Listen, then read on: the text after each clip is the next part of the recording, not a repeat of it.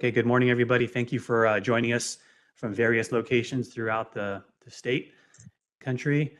My name is Jeffrey Garcia. I'm the president of the California State Board of Optometry. Good morning. Welcome to the meeting.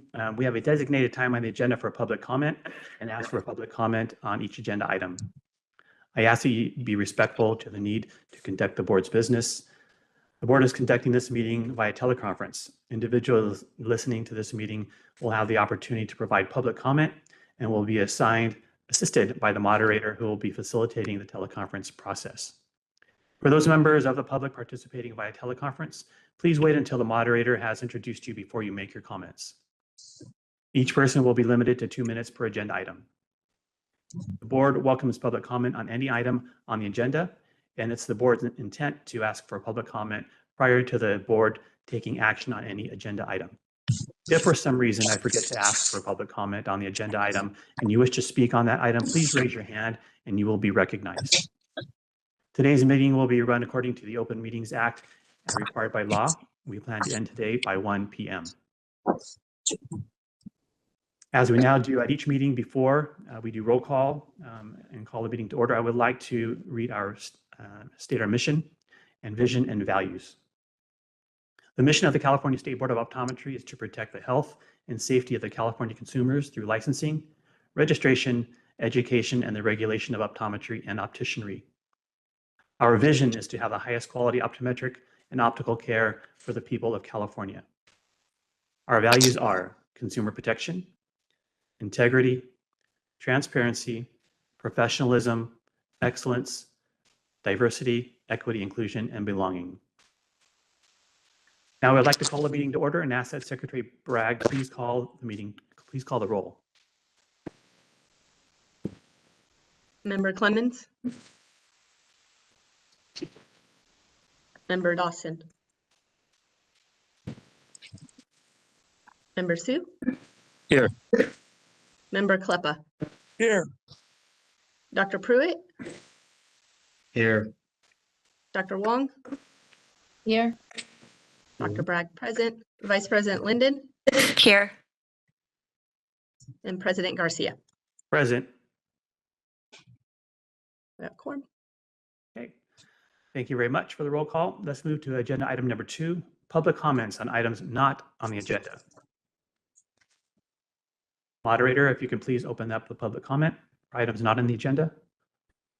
We are now accepting public comment for items not on the agenda. If you'd like to make a comment through WebEx, please raise a hand by tapping that hand button at the bottom of the screen. Dial-in users, dial *3 to raise your hand. And for our mobile device users, you may need to hit the ellipses button, that's the ... in order to find your hand. People will be given 2 minutes to speak, and I'll give you a 30-second warning before your time expires. We're going to take just a few seconds now to see if we have a request for public comment. Thank you.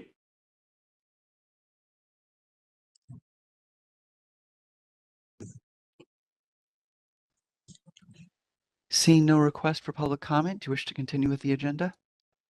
Yeah, let's go ahead and open up for public comment in the audience. We'll start in Sacramento. There are no members of the public located in Sacramento. Okay, and Berkeley. No members in the public located in Berkeley either. Thank you. In Lemoore, where I am present, there are no members of the public as well. Temecula.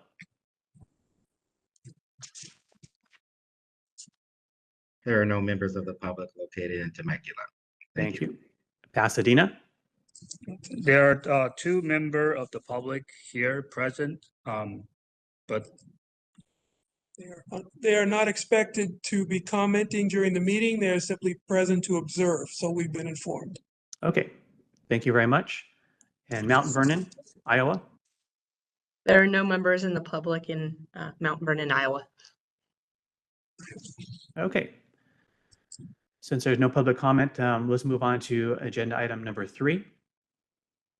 Agenda item number 3, we're going to table this item, which would be the approval of the minutes until the July 11th, 2025 meeting. We'll now move on to item number 4.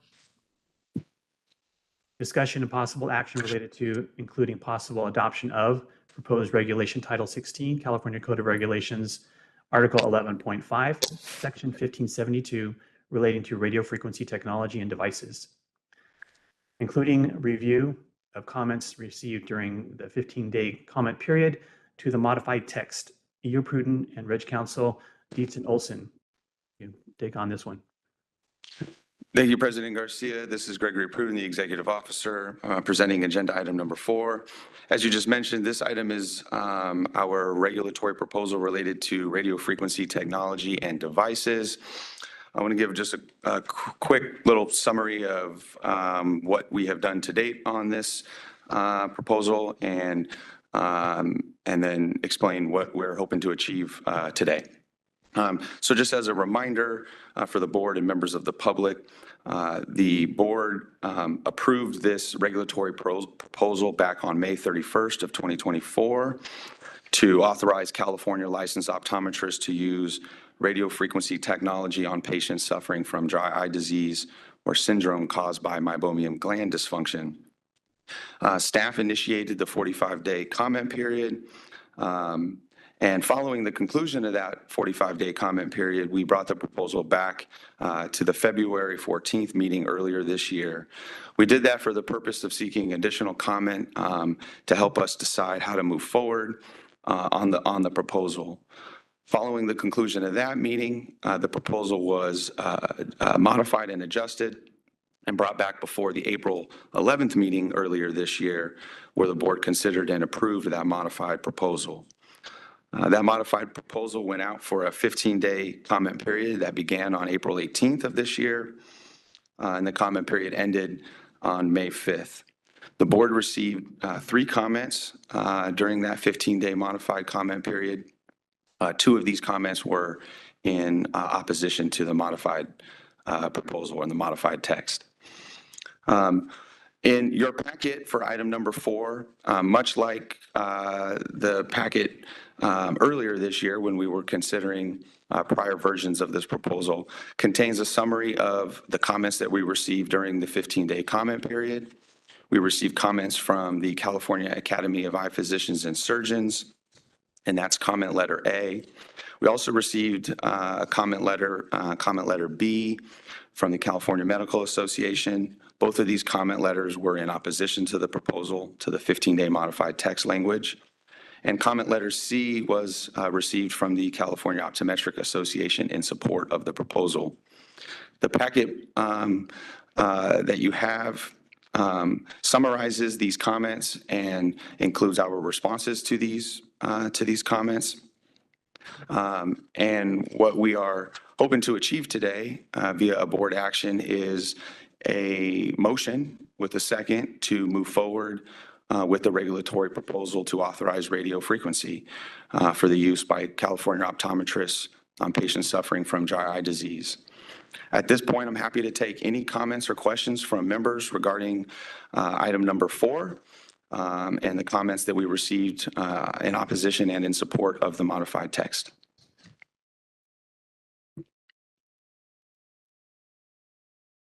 Are there any comments from board members? This is Member Kleppa. I would like to note that in item 4 regarding letter A, there is some very good and very informative text citing to various cases, which seems to support the board's position. So I do appreciate what I presume is council's input in this area to help indicate that our position is valid under law and therefore can be safely adopted by the board. Thank you, Member Kleppa. Any other comments from board members?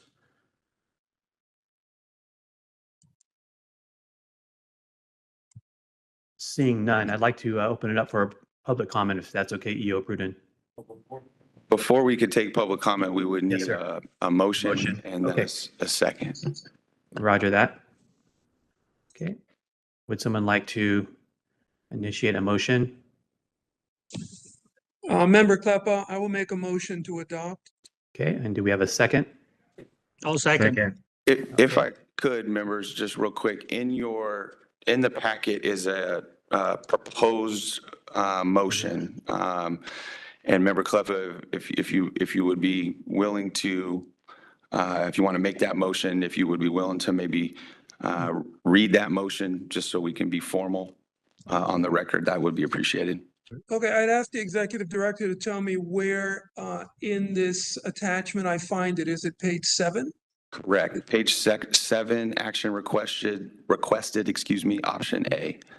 Okay, option A, fair enough. So this is my motion to adopt the proposed responses to comments to the modified text and instruct the executive officer to take all steps necessary to complete the rulemaking process, authorize the executive officer to make any technical or non-substantive changes to the rulemaking package, and adopt section 1572 as noticed in the modified text. Okay, we have a motion. Member Kleppa, do we have a second? Second. Okay, we have a first and a second. If we can do a roll call. Well, now you do No, public. Now open public, yeah. So let's do public comment for those in the audience. We'll go ahead and go through the same locations. Just go ahead and repeat if there is members present or not. Sacramento There are no members of the public located in Sacramento. and Berkeley. There are no members in the public located in Berkeley. And Lemoore, there are no members of the public. Temecula, There are no members of the public located in Temecula. Pasadena, We have members of the public, neither of which have indicated an interest in commenting on this proposal. thank you. Mount Vernon, Iowa. There are no members of the public in Mount Vernon, Iowa. Okay, if we can open it up, moderator, to public comments for those online. Absolutely. We are open for public comment on agenda item 4 and the motion. If you'd like to make a comment, please raise a hand by tapping that hand button at the bottom of the screen. Dial-in users dial *3 to raise your hand, and we will call on people in the order we have requests. And it looks like our first request is coming from Lucas Evanson. We're going to send you a request to unmute your microphone. You'll be given 2 minutes to speak, and I'll give you a 30-second warning before your time expires.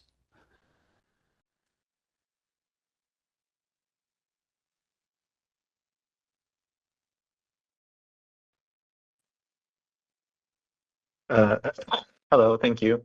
My name is Lucas Evanson, and I'm speaking on behalf of the California Medical Association. CMA continues to stand by the position stated in our letter that RF technology alters tissue through neocollagenesis, and because of that, the use of RF technology constitutes surgery under the California Optometry Practice Act and is excluded from the practice of optometry. The legislature knew the meaning of alter when it used the word to define surgery. In fact, the legislature exercised its understanding of the definition of alter by establishing Business and Professions Code 3041A5F to explicitly exclude certain procedures from the restrictions imposed on the performance of surgery by paragraph 6 of subdivision B. The legislature could have chosen to do the same with RF technology or other non-invasive medical devices, but chose not to. For that reason, CMA requests that the board not adopt the proposed regulation and withdraw the rulemaking package. Thank you. Thank you very much for your comments. And that was our only request for public comment via WebEx. Okay, thank you, moderator. Okay, Secretary Bragg, if we can go ahead and do a roll call vote. Member Sue? Yes. Member Kleppa? Yes, Dr. Pruitt? Aye. Dr. Wong? Aye. Dr. Bragg, aye. Vice President Linden? Aye. President Garcia? I vote aye. Okay, motion passes. Thank you, board. I'm going to move on to agenda item number 5, discussion of possible action on executive officer's report. EO Pruden. Thank you, President Garcia and members. This is agenda item 5, discussion and possible action on executive officer's report. I have 2 items in item 5, 2 sub items in item 5 that I want to discuss with you today. The first is an update on our current strategic plan and our future strategic plan. As mentioned at our last meeting, we will be undergoing strategic planning. Our current strategic plan ends at the end of this calendar year, and we need to commence the strategic planning process to inform the development of our next and future strategic plan, which should cover us, I believe, for the next 4 years until 2029. Included in your packet here is our existing strategic plan with all of the objectives and goal areas. Our current strategic plan had 30 objectives and 6 goal areas, and it was developed in 2020 and 2021. Subsequent to that strategic plan development process, we amended our strategic plan a little more than a year ago and made a few minor adjustments and tweaks. For those members who were part of that process, that amended strategic plan process, the future strategic plan process that we were about to undergo later this year will look very, very similar. You should expect to be contacted by the department's solid unit for interviews. There will be a survey that is also distributed to board members and licensees and other interested parties, all under the goal of informing the content area of the next strategic plan. But back to our current strategic plan, following the development of it again in 2020 and 2021, we broke out those objectives and within those 6 goal areas and identified 109 tasks that staff were to work on within the 4-year strategic plan period. Attached to this item is the strategic plan objective tracker, which shows our progress in completing those identified tasks. As of today, we have completed approximately 72%, so we still have a little bit of work to go on some of those remaining tasks. In terms of the future planning, again, you should expect at our October meeting, we will conduct a strategic plan development session with our staff and our board members. That will be facilitated by our partners at the DCA Solid Unit. The planning session is used by the DCA Solid team to draft the next strategic plan. Much like the amended strategic plan process, the board will receive and have the chance to review a draft strategic plan. That would be the time for edits, adjustments, changes, and then following that, the board will have to adopt the strategic plan and make it a formal document. Much like the existing strategic plan, when the next strategic plan is formally adopted, staff will work with the DCA Solid Unit to break out tasks within those new objectives within the goal areas.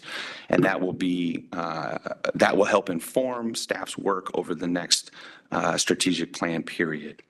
So again, attached to this item in attachment 1 is the current strategic plan tracker. Before I move on to the second part of agenda item 5, would like to see if there's any questions from members about the existing strategic plan, the existing tracker, or the future strategic plan process. Hi, Member Kleppa, I have a couple questions, but I'll Sure. defer to others if they want to go first. Member Kleppa, you go ahead and take the floor. All right, thank you. First question has to do with the interview. I was just informed that members of the board would be interviewed regarding the plan. Do we have an idea of what the agenda for that interview will cover? I do not at the moment. That is certainly something I can follow up with the DCA Solid team and try to get a little more detail on that. As I understand it, next month, email invitations for the interviews will be sent out. I don't know the structure of that interview or any of the questions that they may ask, but I can try to find out some more information and follow up if you'd like. I would also to confirm that it will be on Zoom or using another platform, number 1. And then again, if there's an agenda for the interview, I'd appreciate knowing that. And the third question, of course, is this going to be open to the public to observe, or is this just going to be a one-on-one discussion? Oh, okay, I see. So the interviews are going to be private, I would anticipate that the interview would either be conducted via email or over phone. It would not be a public facing interview. Members of the public will be solicited, stakeholders, licensees, et cetera, will be solicited via surveys for their input on the board's strategic plan. So there is a public process, but the board member interview is not a public process. Okay, then if I could just get, or all of us could get maybe a list of questions we're going to be asked during the interview, it would help us better prepare to give informed responses. I will certainly work with the DCA Solid team to see what we can do there. Thank you. Any other comments from board members?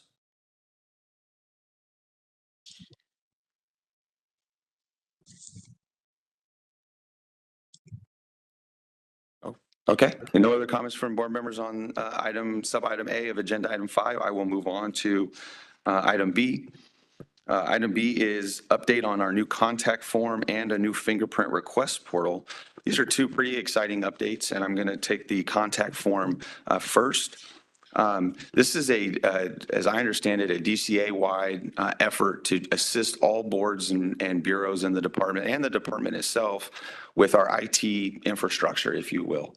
Phishing and spam is something that we all deal with in today's age, and boards and bureaus get a lot of these types of emails.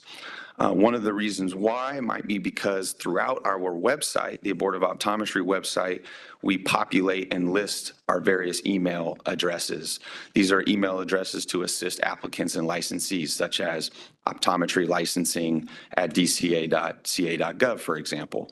By publishing a lot of those email addresses on the website, there are applications and other technologies that scroll or troll for websites that populate email addresses to add them to email lists. And so as a way to combat this, the department has been assisting the board with removing all of those email addresses on our websites, on our various pages, and replacing them with a link to a new contact form. This contact form has been modeled after what exists for the Board of Registered Nursing, and it's been deployed and is live now on our website. What's really cool about this new drop-down form is it provides a menu of options for the inquirer to select from, and depending on which category or topic they select, it will automatically route that message to the appropriate email address. So we're pretty excited about this. Staff is pretty excited about how this may benefit and assist our board, but also the larger DCA effort around phishing and spam attempts. We also think it's going to assist our email communications. Right now, because of the volume of email that we get, we include a auto reply message. So right now, when you just use the email address to contact the board, you get an auto reply address that provides you a lot of information. One of the reasons why we do that presently is because in that auto reply, we're able to take care a lot of times give you the answer that you're looking for. The auto reply contains a lot of helpful information, but it also doesn't provide a one-to-one customer experience, right? It's an auto reply coming back to the inquirer. With the contact form, there won't be an auto reply that comes back. Instead, staff will see the message and be able to appropriately respond.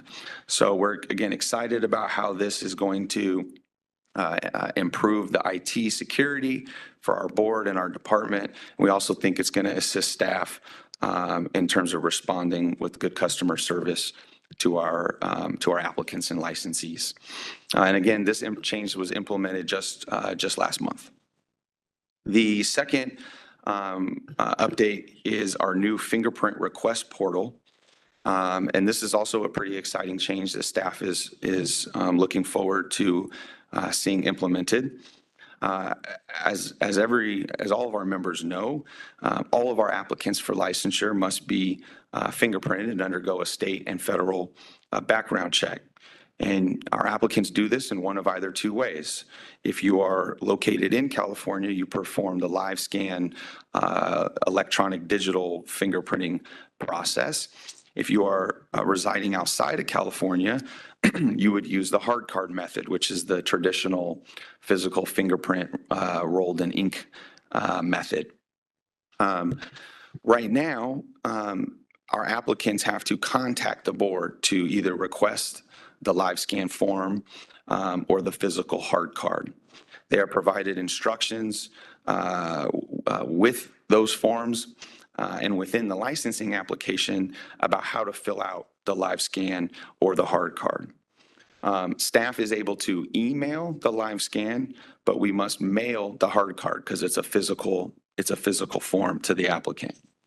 Live scan applicants would take these forms to their nearest live scan business and perform the fingerprinting there. Hard card applicants who are located out of state most commonly would take their hard card to their local law enforcement agency, police department, sheriff's office, and roll their fingerprints there. Then they would mail those rolled fingerprint forms back to the board, who would route those forms to the Department of Justice for processing. One of the systems that what we're working on right now is deploying a fingerprint request portal. We want to make sure that the appropriate people to be fingerprinted are receiving the forms, and we don't want the live scan form just being out there and available.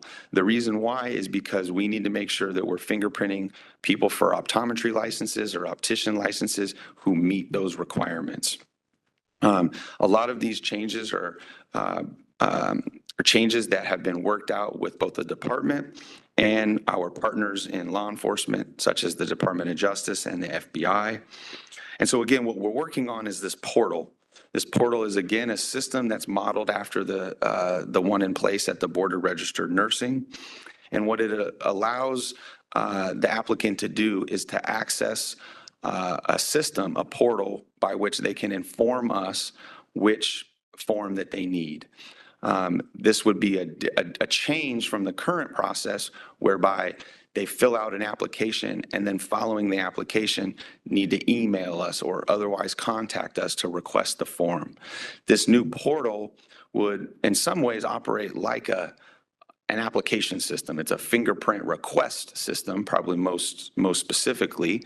But you are telling us you need it, and you are giving us the information that we need in terms of the location to send it, right? An email address for live scan or a physical address for the hard card. This will improve security to make sure that only the correct people are being fingerprinted. But it also has an additional benefit, and that by using this portal, we now have a system that we can track our fingerprint requests. Right now, under the current scheme with live scan and hard card, we don't have a system that we are able to use to track those fingerprint requests. For the hard card requests, we track it in an Excel manual file. And anytime you're tracking things manually, you're introducing a greater risk of accidental error. The portal system will solve a lot of that issue for us and will allow staff to track, monitor, and process these fingerprint requests as they come in. So that's one additional benefit, the ability to better track and process with this portal.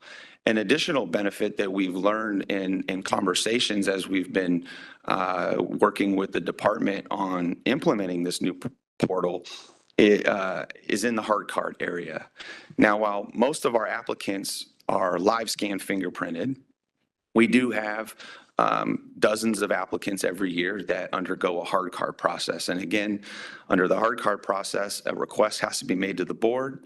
The board then mails out those hard cards. You take them to a law enforcement agency, get them rolled, mail them back to us. We then mail them back.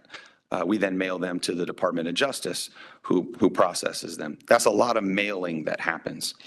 One of the additional benefits that we've learned in this implementation process is we have the ability to eliminate one of those mail steps.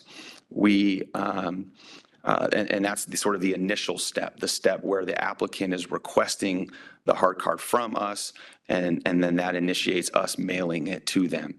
We have the ability to provide the hard card to the applicant. We have the ability to post the information for the hard card in a PDF and post it to our website with clear and concise instructions informing the applicant about how to print it out and where to take it and so on and so forth. Doing that step would eliminate the board having to mail these hard cards to applicants and would save some time. In your packet, we've tried to quantify this.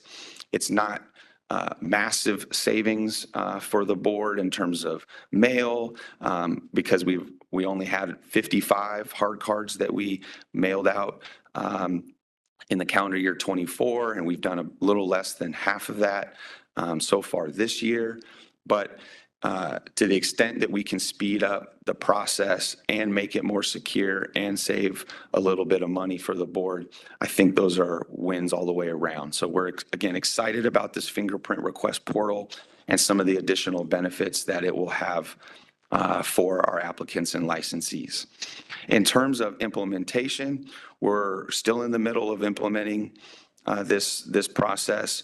We're going to have to make some changes to our website, of course, but we're also going to have to make some changes to our applications. Right now, our applications instruct you to email us to request the live scan or the hard card. We'll need to update those applications on Breeze with this new portal information, as well as the ability to no longer have to print and mail the hard cards ourselves. We'll need to create an instructional page for our applicants and licensees to be clear about what they must do to acquire that hard card and get it processed. So these changes will take a few months to accomplish, and we'll keep the board up to date on this item as we move forward through those items. Any questions from the members on either the update? Well, I think we already handled the strategic plan, excuse me. Any questions from members on item B, the contact form or the fingerprint request portal? Member Kleppa, I have a couple questions, but Yeah. I'll defer to others if someone wants to go first. Yeah, Member Kleppa, go ahead. Okay, a couple things. First, on the contact form, I think it's a great idea. I think it will save a lot of heartache later, and it will also provide a more effective evaluation tool for comments that come in. My only question is, do we have an automatic return to the sender confirming receipt? I do not know if the contact form does that or not. I will look into that and have to follow back up. Okay, thank you, because I think that would be helpful so that it doesn't just get lost in the ether. Yeah, you don't want the applicant submitted something exactly and not knowing if it was ever received. Totally get that. Okay, second thing, fingerprint request portal, also a good idea. Because it, as you said, it simplifies the process, saves us a little bit of money, and allows a confirmation document to be created if necessary about those who requested and received the form. I only had one question. It had to do with the actual hard card itself. Yeah. The hard card, and I only looked at it briefly. The intention is to take it to a law enforcement agency for them to, as you indicated, roll the prints.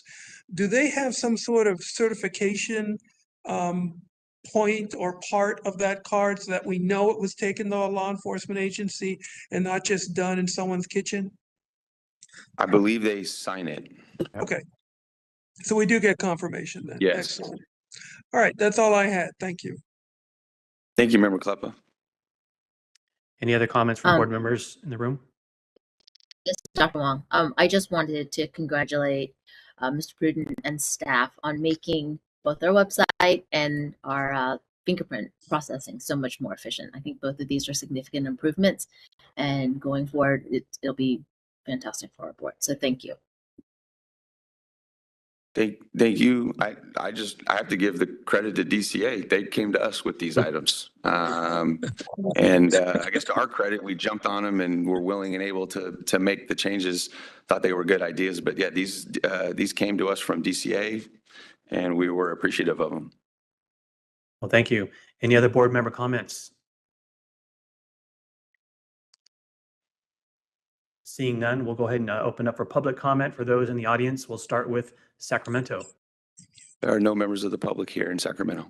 and Berkeley There are no members of the public here.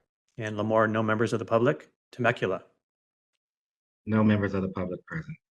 Pasadena, We currently have one member of the public who's not indicated an interest in commenting on this agenda item. okay, thank you, Member Kleppa, and Mount Vernon, Iowa. No members of the public are here. Okay, if we can open up for comments from those that are online. We are open for public comment via WebEx on agenda item 5. If you'd like to make a comment, please raise a hand by tapping that hand button at the bottom of the screen. Dial-in users dial *3 to raise your hand, and we will call on people in the order we have requests. We're going to take just a few more seconds to see if we have a request for public comment.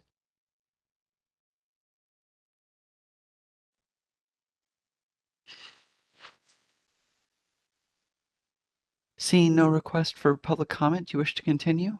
Yes, please. Thank you, moderator. Okay, we're going to move on to agenda item number 6, discussion, update, and possible action on Board of Optometry Sunset Bill. EO Pruden. Thank you, President Garcia. We're moving much quicker than I thought, but thank you, members. This is agenda item number 6. We're going to talk about our sunset bill. It's SB 776 by Senator Ashby, optometry licensure. This is the board sunset bill, and since we last talked about it, there have been several changes. We have enjoyed several productive conversations with staff in the legislature, as well as various stakeholders on both the optometry and opticianry sides. Included in your packet are the current analysis of what the bill does, and just want to mention a few of these items.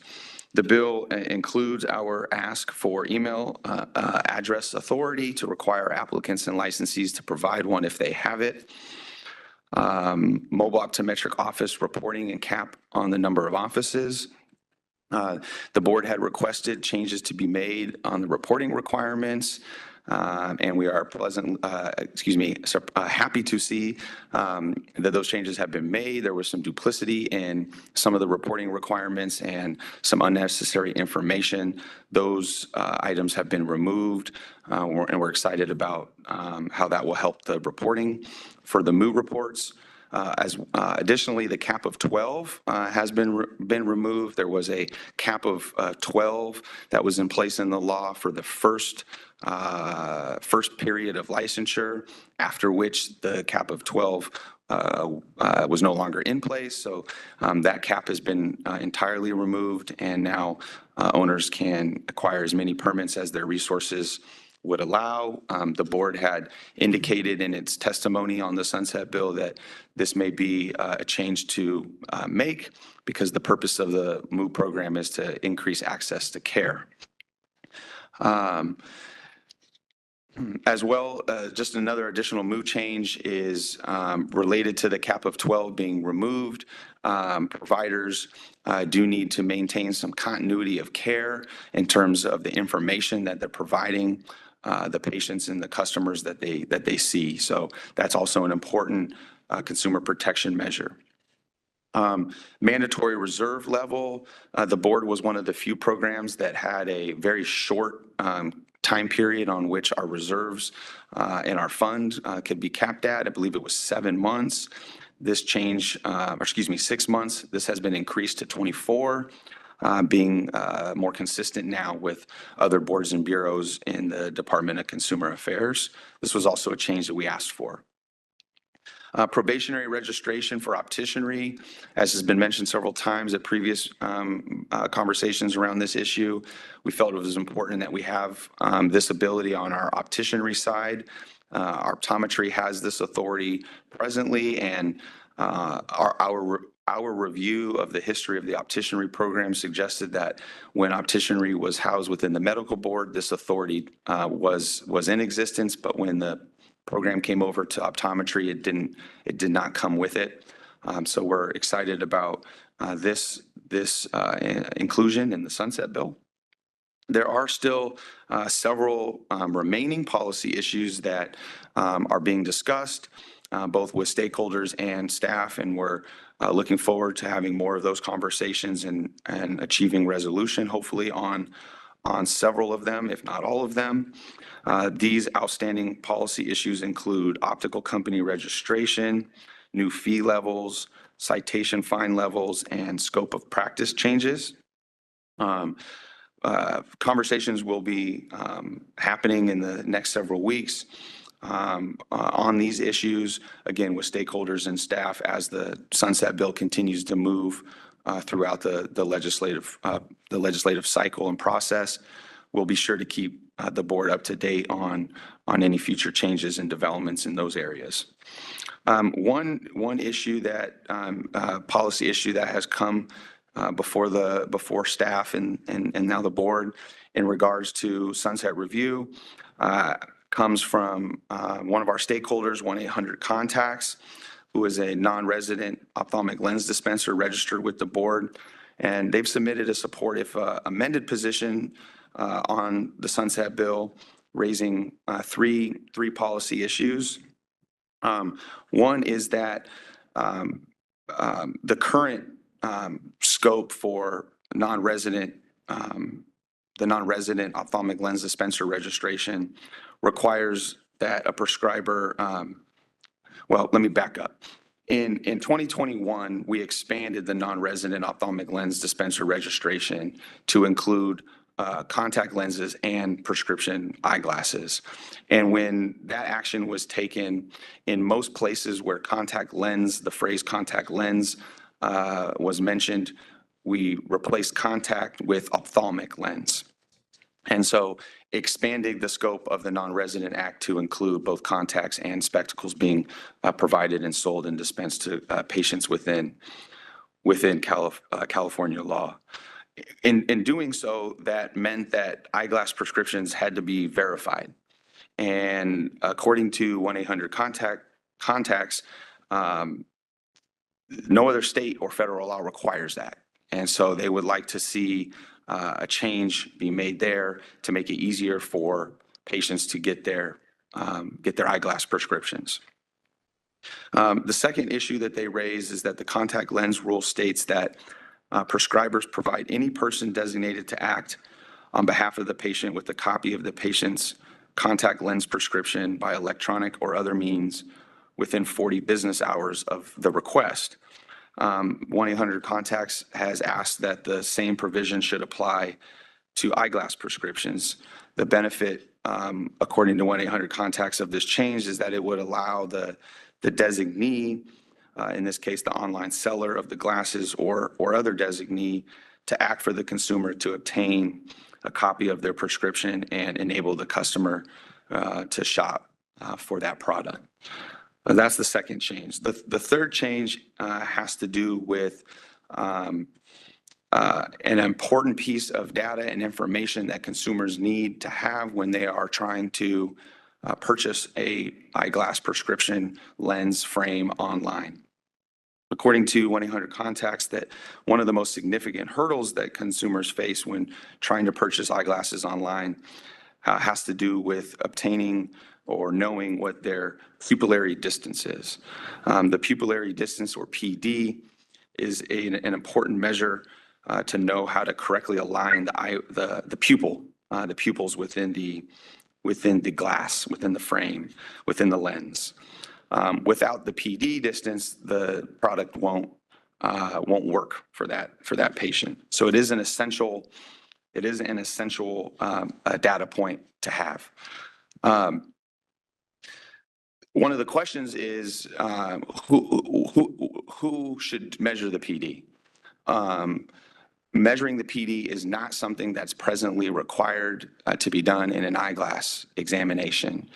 And that may be because the PD is not something that is necessary to know to determine the eye health. It is necessary to fulfill the prescription product that is incidental to the eye examination that was done. So 1-800-CONTACTS would like to see the sunset bill be amended to require that the PD be measured and provided to the patient by the prescriber. Prescriber would be either the optometrist or the ophthalmologist. Right now, without that measurement being provided, online providers use different technologies, camera technologies, smartphone technologies, to measure that distance. Oftentimes, you will use another object or a ruler that you hold up to the camera for that technology to capture the image and provide a PD measurement. Again, what 1-800-CONTACTS would like to see is that this measurement be part of the eye exam and be provided to the provider, to the patient, so that they have information necessary to go purchase their product online. I think a question for this board, and the reason why I'm bringing it to you, is whether this is something that should be part of the eye exam or not. I think one of the related points to this issue is that under the opticianry scope of practice, this is one of the measurements that an optician performs. Business and Professions Code 2550D defines fit or fitting to include taking measurements to determine the size, shape, or specifications and replacing the prescribed optical aids pursuant and incidental to the filling of any prescription for lenses. So the measurement of PD and other measurements that are necessary to be taken on the face to make sure that the frame fits correctly are most commonly done by opticians. And I think that's a question is, does this proposal remove something from their scope and put it on an optometrist or an ophthalmologist? So wanted to bring this topic to the board for your input and your discussion related to 1-800-CONTACTS supportive amended position on the sunset bill. So with that, I'm happy to take questions, comments from the members on SB 776, any of the policies that are contained within it.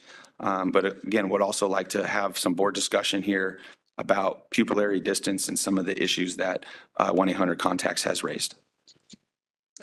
Member Kleppa, I have a couple comments, but I defer to others if they have comments first. Member Kleppa, please go first. Okay. On the pupillary distance issue, I certainly defer to our licensed board members. I would love to hear their input. And I reserve comments on that until we hear from them. On the other issues, I do note that, at least in the summary, that applicants and licensees will now have to provide a valid email address. My question to the executive director is, how often would that have to be updated? In other words, people do change email addresses on occasion. How often do they have to update it for the board? Yeah. Unlike the address of record provisions in the law, there is, my understanding is there's nothing associated with the email address requirement that would require the applicant licensee to update it. With your physical address of record, under the law is a 30-day requirement, and technically it's a violation if you don't update your address within 30 days. There is not a similar provision on the email on the email proposal.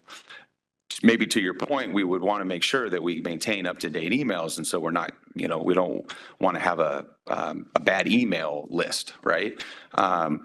In our applications for both initial licensure and renewal, we would provide the ability for the individual to make updates to their email address. Okay, is there a way for us to put in some update time limitation, or are we kind of beyond that ability right now?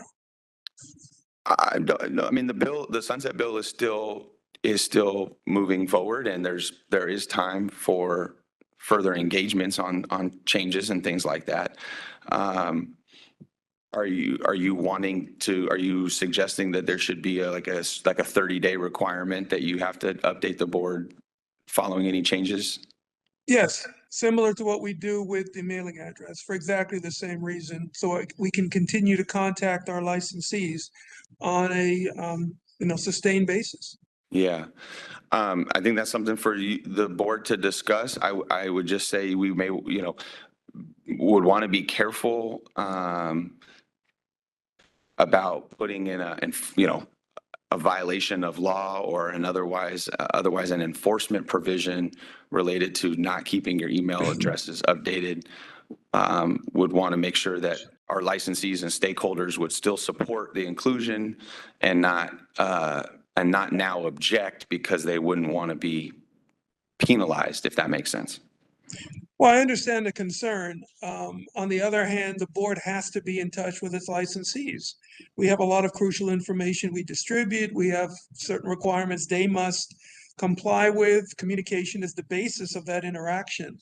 So I would, given that, we are where we are in time, 21st century, I think we should have more than just a mailing address.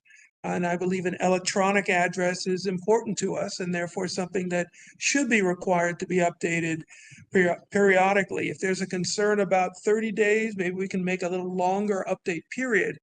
But I certainly think we should have a requirement that update be required at a certain point. Otherwise, we're going to lose the ability to communicate in a timely and effective manner. Sure. So that would be one suggestion I have, and I don't know how we would go about adding that to the list of things that's already on your shoulders here, but I have a couple other points and then we can circle back if you wish to talk about that. Sure. Second issue I wanted to discuss, under the mandatory reserve level summary, I think there are no page numbers here, second page of the memo, it says the board supported increasing the mandatory reserve level from 6 months to 24 months. Can you expand on that a little bit and help me better understand what mandatory reserve level references? Sure. So under the current law, the board is not allowed to have more than 6 months of its fund in reserve. It would be technically a violation of the law if we had more than 6 months of reserve in our fund. I don't have our fund condition presented as part of this item or this meeting today, but when we have looked at our fund condition in recent meetings, we have been right around that time period. In fact, I think we were at 7 months at our the last time that item was presented. Other boards and bureaus have a 24-month period. It means that you can't have more than 2 years, 24 months of your fund in reserve. So it just gives us a little bit more of a cushion, and again is more consistent with how most of the programs are. 6 months is a very short time period for a reserve. Fair enough. And then just to clarify my understanding, when we're talking about reserve, we're talking about money, essentially, operating funds, right? Yes. Excellent. Okay. I just wanted to be sure I understood that. Makes perfect sense. I just wanted to know what we were talking about. And then the last issue, that pupillary distance, again, I defer to our licensees on the board, gain a little better understanding from them on their thoughts. So whenever you want to circle back to the email issue, let me know. Thank you, Member Kleppa. Yeah, I'm going to chime in on the PD discussion. Again, this is Jeff Garcia. I've been in practice for 32 years. I can't tell you the last time I did a PD measurement. Not that it's challenging to do, but it's just not part of my practice. But a PD measurement is very important when ordering glasses. The opticians in my practice do that. The opticians at Costco do that. The opticians in every other practice that I know of takes those measurements. In addition to that, there are other measurements that are equally, if not more important, that need to be done in person because it's dependent upon the patient and the frame size and fit on that patient. Those measurements are the segment height. Segment height is important, especially for a bifocal, a trifocal, and progressive. All of us who are over 40 know what that means. So when you have a multifocal pair of glasses, those measurements are extremely critical in order for the patient to have good, comfortable vision. So I realize the importance of a PD, but there are other measurements that are equal, if not more important, and that's just not something that is, I don't think we should require.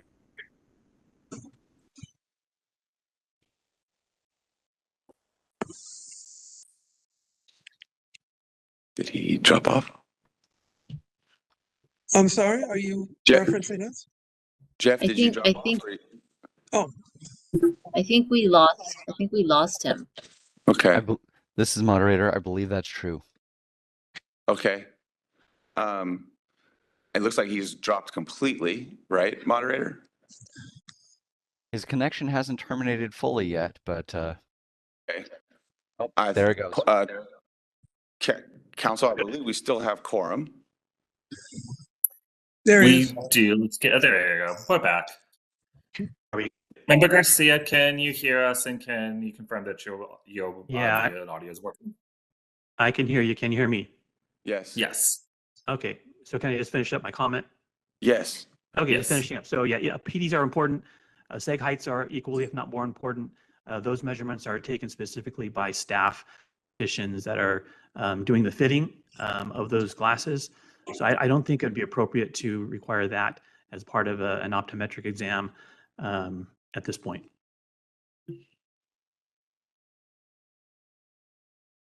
Thank you, President Garcia. Are there any other comments from members? This is Dr. Wong, and I just want to second what Dr. Garcia had to say. I've been in practice for 28, 29 years now, and again, I do not remember the last time that I took a PD measurement that was not part of when I'm teaching my students. I do not take PD measurements on any of my patients. So I just second everything that Dr. Garcia just said. Thank you.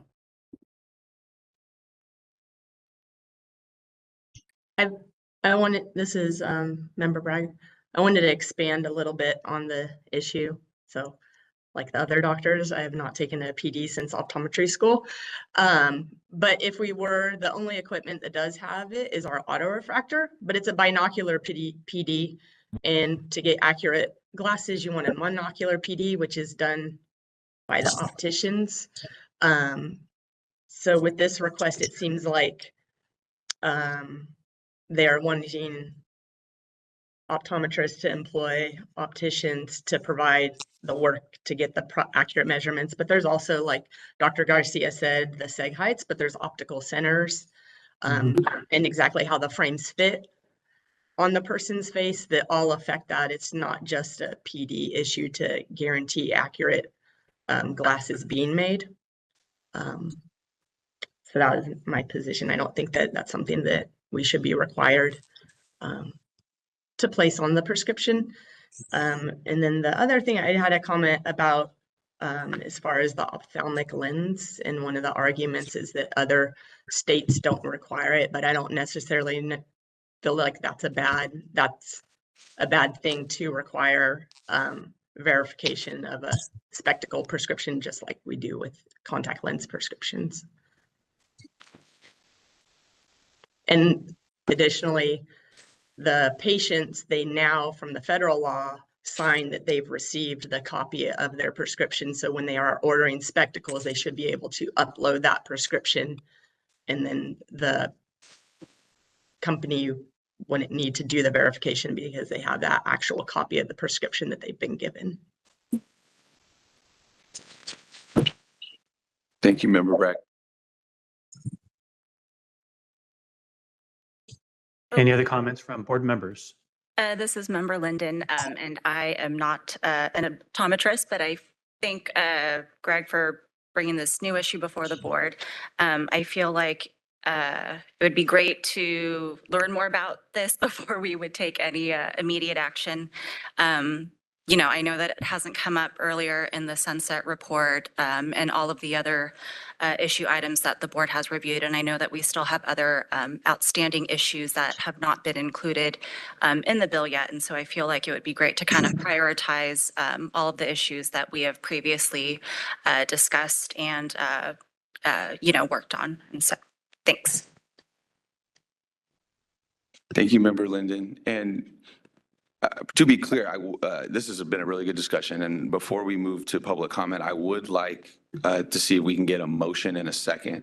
Because the bill, we have a support position on the bill that we took at our earlier meeting. But because the bill has been amended, it's a different bill today than the bill we took our support position on. So I would like to see if I could get a motion from a member in a second to support the current version of the bill. Before we do that, do we need to address any of the issues we've discussed today? Or are we just moving to support, I guess, a basic version of the bill subject to change at a later time? It's a good question. Member Kleppa, I would. Oh, go ahead, Greg. No, go ahead, Council. I was just going to say, I generally recommend taking a straight support position on all sunset bills that keep the board in existence. It looks a little awkward to, do like some of the other ones. So generally, as long as the board is being maintained by the legislature, I would recommend a support position. Oh, I have no problem supporting the bill. I just want to know if there's any of the items we talked about today that requires some sort of amendment to that bill, or at least our submission of it, like the, having an update provision for the email, that type of thing. I'm just trying to understand procedurally. I see what you're saying. So procedurally, there's the formal options, which is support, neutral, oppose, with the caveats you can also add if amended. I think given that this point, I would recommend a support position, as staff has also indicated. But that being said, we also have talked about some things, and I think that Executive Officer Pruden does have authority to relay that information to the legislature and continue to represent the board in discussions about this. But the nuance there is it wouldn't be a formal position of the board per se, as opposed to recommending that Executive Officer Pruden just continues to represent the board interest. Unless Executive Officer Pruden, do you have any other additional thoughts you might want to add? Maybe not additional, but complementary thoughts.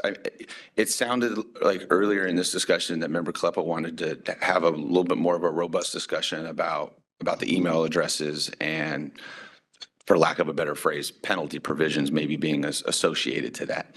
We can have that discussion now.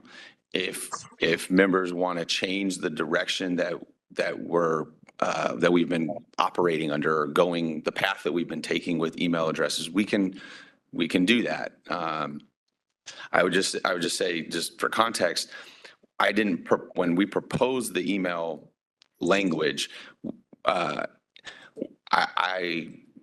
did not include penalty provisions because I thought that might stop the idea from going forward. So that was sort of my thought process at the time, was totally understand that we already have a penalty provision in the law for address or record, and that makes sense. We need to know where you're practicing.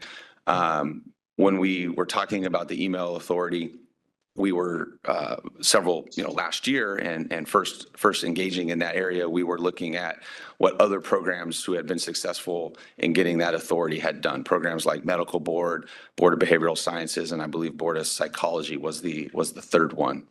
The language that I proposed to the board was modeled off of that language and then tweaked ever so slightly to fit within our statutes.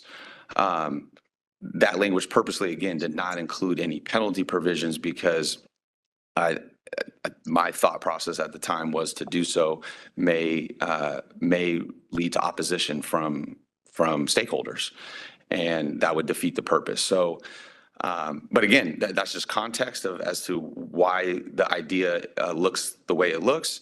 But if this board wants to, if you want to engage in a conversation to change that and to direct me to work with the legislature to try to include that, I will do that. But I need that direction from the board, because right now we have what's in the bill was what this board authorized and approved me to work on. So if we want to change put a penalty provision on that, I would need new board direction. Well, my question to council is if we approve the bill as is, can we make a suggestion to the legislature that they consider adding a penalty provision when they take their action? Is that something we can do? I think you were asking council, but you can certainly direct me, encourage me, tell me whatever verb we want to put there to go work with stakeholders in the legislature to see if this is something that would be possible or something that would be open to. I'm happy to do that, and that's very easily done. So that I think is an option too. I can certainly have a conversation with stakeholders and staff and at the legislature and see if this is something that would be, is there an appetite for it? And then I can report back if that's the board's, if that's what you'd like. Well, given the importance of the bill and the necessity of it being submitted and passed earlier rather than later, it may be the better road to take if you are concerned about possible opposition. Obviously, I'd rather have the bill passed and the board in place and then, suggest other changes at the legislative level than to have it opposed, denied, and the board disappears. That would be a bad thing. Mm-hmm. May Yeah, I I suggest that I still recommend let's just do a nice, straight, formal support position of the board, but let's maybe see what some of the other board members feel about having a requirement to update the emails in there. And if there's maybe a consensus, Greg can, talk about that with the legislature. And then we are meeting in July 11th, I believe, is our next meeting. Correct. Greg, you can always come back with the results at that point, correct? That would provide plenty of time. That works for me, if everyone else agrees. Members? That sounds good to me. Oh, this is member Wong. Also to confirm, members, you like the idea of having a requirement that licensees have to update their email? That it be suggested to the legislature without having to amend the bill as is, such that if they agree that this is something they want to do, then they can amend it on their end, and then it can be dealt with on their end. It sounds like the option you were suggesting, Council. Is that right? I just want to make sure that the board is in consensus that we would like this. That's I think the question is, or if there's a general thoughts of the board on that specific requirement. We still have mandatory just change in the U.S. mailing address. Is that correct? Yeah, I believe it's a 30-day requirement to keep your address of record up to date with the board. But maybe what a path forward here would be is allow me to engage with stakeholders and legislative staff, just raise the question and ask it and see what, do a temperature check, if you will, and see what their thoughts, feelings are. I can do that and come back at the July 11 meeting and let the board know, great idea, everybody's for it, or absolutely not, we're going to oppose the bill if you go that way. I mean, or something in between, I guess, is possible too.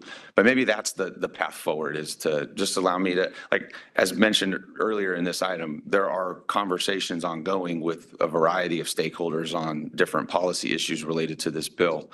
And those conversations can be continuing to happen over the next several weeks. So there is opportunity to ask this question in those conversations and then report back in July. And then we can go from there if that would be okay with the board. That's okay with me. Member Kleppa. Yeah. That sounds great. Also, email addresses should automatically be updated anyway every 2 years. Whenever anyone's applying for their license or renewing their license as well. Well, once we get the authority, we will make sure that we have that option in the application, in the renewal application. Right now, we ask for your email address, but it's not required for you to provide it. And it's not required for you to update it or any of that stuff. And so a lot of people, we've all filled out forms. You see the little red or blue asterisks next to the things that are required, and the things that aren't, maybe you skip over, right? So that's where email addresses, that's the place that they are in right now. We ask for it, it's not required. We ask for it multiple times because we're trying every chance we can to get it, but it's not required. So you're right, Dr. Wong, if and when we get this authority, actually in law, we will update the applications to make that field required. Thank you. So I would like, if I could, get a motion to support SB 776 in its current form. That would be preferable. A motion and a second on SB 776 to support the bill as currently drafted. This is Dr. Wong. I'll make the motion to support SB 776 in its current form. Okay, do we have a I'll second? second. First and second. Member Sue here, I'll second. Okay. Member Sue. President Wong, or former President Wong, motion, and Member Sue second. We need to do public comment. Correct. Public comment, Sacramento. There are no members of the public located in Sacramento. Berkeley. There are no members of the public located in Berkeley. None in Lemoore. Temecula. No members of the public located in Temecula. Pasadena. We have one member of the public present. He has not indicated an interest in commenting on this item. Thank you. Mount Vernon. There are no members of the public present. Okay. Are there any public comments from those online? If we can open that up, moderator. We are open for public comment via WebEx on agenda item 6 and the motion. If you'd like to make a comment, please raise a hand by tapping that hand button at the bottom of the screen. Dial-in users dial *3 to raise your hand. And it looks like our first request is coming from Nick, 1-800-CONTACTS. Hold on just a moment, please. We're sending you a request to unmute your microphone. Can you hear me? Yes, go ahead, please. Great, thank you. Appreciate the board taking up our request and for allowing public comment. Executive Director Pruden did an excellent job of providing a summary of our requests. So I just want to cover a few things. One is on our first request about prescription verification for eyeglasses. We do still believe that this was done in error. In addition to what the comments that were made, if you look into that section and that provision, you will find that when they changed it from contact lenses to ophthalmic lenses, they still maintained some of the language that directly relates only to contact lenses, including cannot alter brand, manufacturer, physical property of the lens. And so we still believe that this should be changed back to contact lenses the way that it was before. It does create a hardship for consumers when ordering online. We see orders in California taking 2.5 times as long as those in other states. We would, and to address the concern made by Dr. Bragg and her point, I understand and agree that every patient should be getting their prescription, but we have seen patients not getting their prescription. This is highlighted by FTC action just last week, alerting prescribers to the fact that they are not complying with the law. We think that a patient should have access to their prescriber, giving agency to 30 seconds. Giving agency to sellers to keep an eyeglass prescription online the same way that they do for contact lenses. And then on the third point, understand and recognize all of the concerns that have been brought by the board. We had similar in our discussions with staff. Understand that there are similar concerns from the California Optometric Association. We would like to remove that request for that amendment and work with other stakeholders to determine where this might be best appropriately situated within the Practice Act. Right on time. Thank you for that comment. Thank you. Any other public comments, moderator? Yes. Next, we're going to hear from Christine. Hold on just a moment, please. We're sending you a request to unmute your microphone.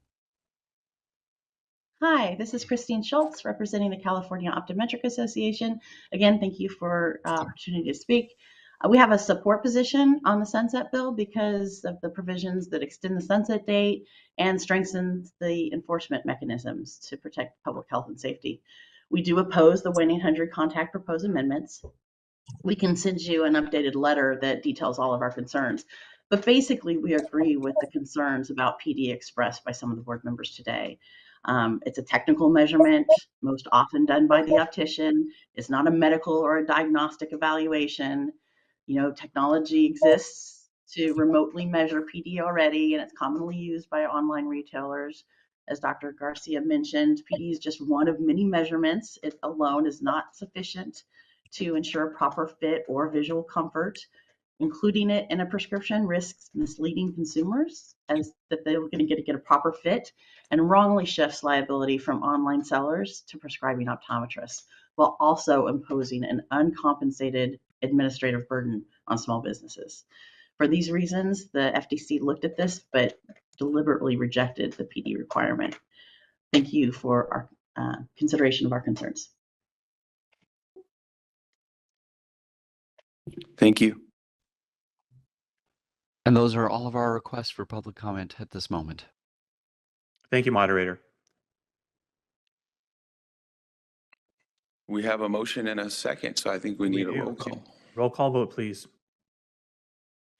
Member Sue? Aye. Member Kleppa? Aye. Dr. Pruitt? Aye.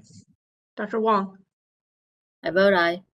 Dr. Bragg, aye. Vice President Linden? Aye. President Garcia? I vote aye. Motion Passes. Thank you. We're going to move on to agenda item number 7, future agenda items. Are there any items from the members that you'd wish to bring up for discussion as a future agenda item? Members? I have a question, and it just has to do with something we've talked about over the course of many meetings. We've talked about doing a meeting down in Southern California. We had kind of a tentative plan to meet down here. I don't know if it's really an agenda item, but do we have a more finalized idea of when or where we might be doing that? You should expect to have more concrete details on that in the next couple weeks. Perfect. Thank you. Thank you. Any other items from members for future agenda? Seeing none, are there any public comments for those in the audience? We'll start in Sacramento. There are no members of the public located here in Sacramento. Berkeley.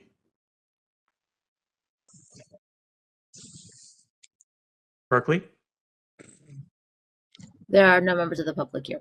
Okay, none in Lemoore. Temecula. No members of the public here. Pasadena. We currently have no members of the public with us in the meeting. Lost the last one.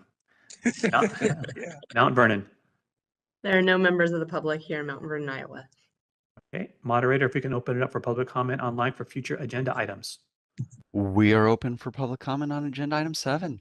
If you'd like to make a comment, please raise a hand by tapping that hand button at the bottom of the screen. Dial-in users dial *3 to raise your hand, and we will call on people in the order we have requests. We're going to take just a few more seconds to see if we have a request for public comment.